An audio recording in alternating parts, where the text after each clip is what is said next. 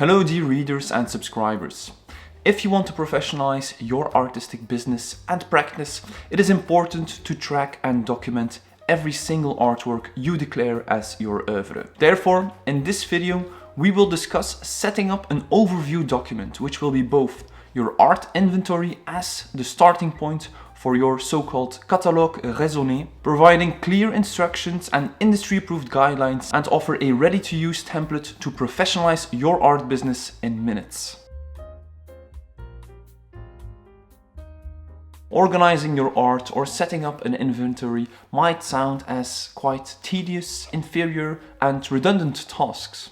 However, it is much more important, one might think, and it is also a lot easier than one might think. You need to realize that this overview document is the backbone of your oeuvre. Sooner or later in your career, an art gallery, a curator, a museum, or a critic will ask for this overview document. One might think that this document will only be important when you become more established. And in this case, you're partly right. However, it is important to track and organize your art from day one, or it might already be too late to know where your artworks are. So let us start by discussing why you would need this document and why it is so important and useful, and then we'll show you exactly how you should set it up. First and foremost, the inventory or overview is a great personal tool. It enables you to filter your oeuvre and possibly kill your darlings as your oeuvre advances and develops. By doing so, you have a clear overview of everything you have created, where the artworks currently are, where they have been exhibited or been discussed in publications. As a result, this document will enable you to understand your own practice better and also have a clear idea of your own development. A second reason why you should have this document is because it leaves an incredibly professional impression to collectors and galleries who might visit your studio. So it is important to have this document in your studio. They can see your selling history, your upward trajectory when it comes to the value and price of your works. Therefore, this document will also be the backbone of your oeuvre, which brings us to the third reason why you should start tracking your art. For instance, in the foreseeable future, there will be an institutional exhibition about your work. And the difference with these institutional shows at musea in comparison with gallery exhibitions is that they do not necessarily want to showcase work that is currently available. They simply want to showcase your very best works over the past few years, depending on the angle of and the perspective of the exhibition. So it might be very likely that they want to show an artwork that has already been sold. So now it's up to you, the artist, to tell them where this artwork is and where they can contact the collector. So not only will this overview document be the starting point of the entire selection by the curator for this exhibition, it will also be the guide to find all those different artworks. So this inventory or overview document will provide all the information they need to work professionally and efficiently. So not only will you give a good impression, but it will also be beneficial for the exhibition and thus for your legacy. Another example here is at the end of your career, for instance, when you're about to publish a so-called catalogue raisonné, in which you present all the works you declare as your oeuvre that you have created throughout your career and life. Whether you are an established artist that's being represented by mega galleries or a lesser-known artist with a modest career yet inspiring numerous people, this document will once more be the backbone, the starting point.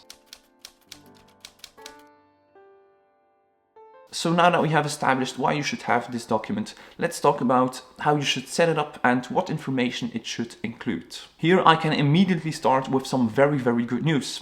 It is a lot easier than one might think. Today online there are numerous possibilities of platforms who offer expensive and rather complex databases to keep track of your inventory, etc. However, a simple Word or Excel file is sufficient. It's more than enough. When the time comes that we want to do more advanced things with this overview document, you will already have a renowned gallery or institution or have set up a foundation where it is important to do these more advanced things. And here the most important thing is that you have all the information they require to set up that database, and this Word file will do perfectly fine here. The overall structure of this Word document or Excel file is very simple. It is a traditional table with 11 categories. I'm going to discuss every single category here. However, to avoid making any silly mistakes, we have prepared a ready-to-use template for these catalogs, for these overview or inventory documents. So feel free to have a look at this template after watching this video. So the first column in our overview document will be the catalog number. it is advised to attribute a unique catalog number to every single artwork. Here, a very common way to do this is to write down CR, which stands for Catalogue Raisonné, followed by the last 2 digits of the year in which it was created, and the number of which artwork it was that was created that year. For instance, the 5th artwork created in 2017 will have the Catalogue Raisonné number of CR1705. Feel free to opt for a different numerical system, and when in doubt, feel free to just use this one. Next, we have a column with an image. It is essential that we add a specific image to every single artwork, because some artworks might look similar or have similar titles and dimensions. So here, to distinguish or to see that it's specifically about this artwork, we need an image to compare it.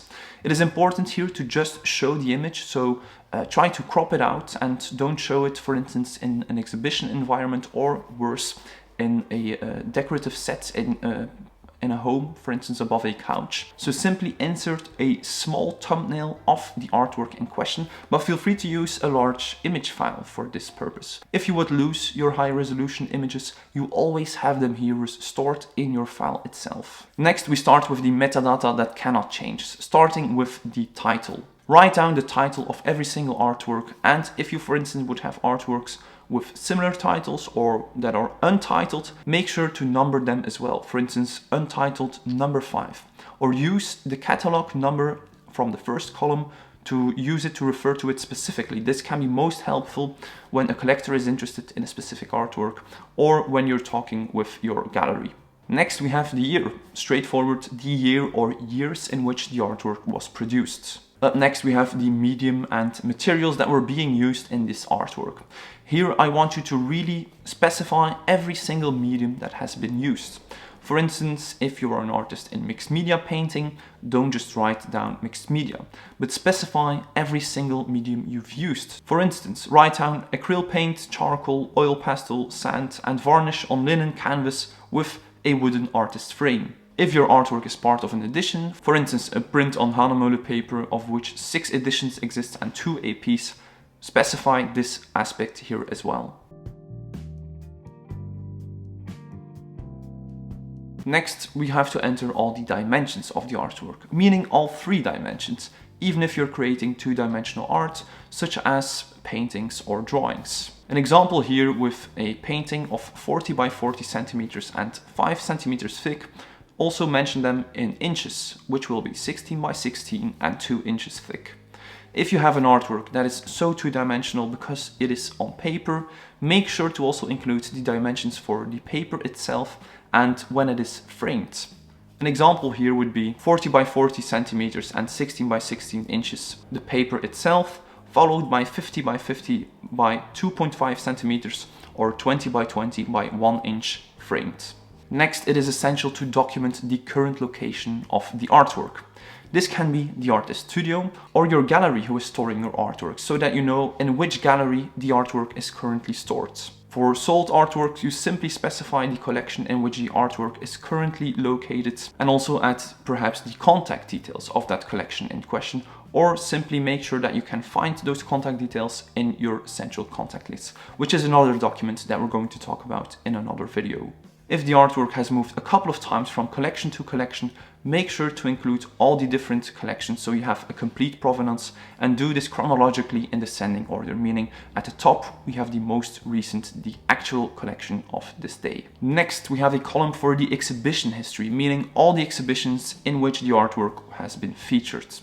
Once more, we have to write them down chronologically in a descending order, starting with the most recent exhibition, and we also have to write down the exhibitions in an industry-approved structure, mentioning the title, the venue, the city, and also the country in which the exhibition took place. The bibliography consists of all the publications in which the artwork has featured or discussed, ranging from books to art magazines to online articles, or perhaps even exhibition catalogs. List the bibliographic entries in a academic system such as Chicago or APA, and make sure to list them also chronologically in a descending order.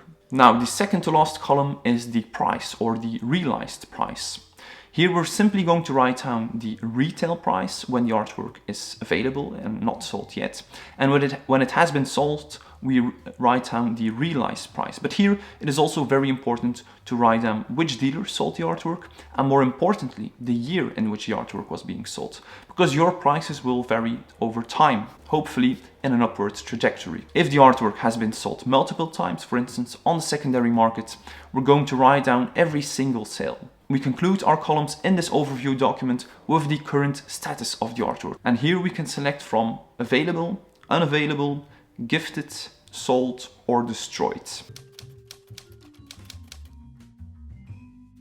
Now, to conclude, the great thing about this easy to use overview document using just an Excel file or a Word file is that to maintain it, it is also very easy to do, because there are only 5 occasions in which you have to make some changes in this document.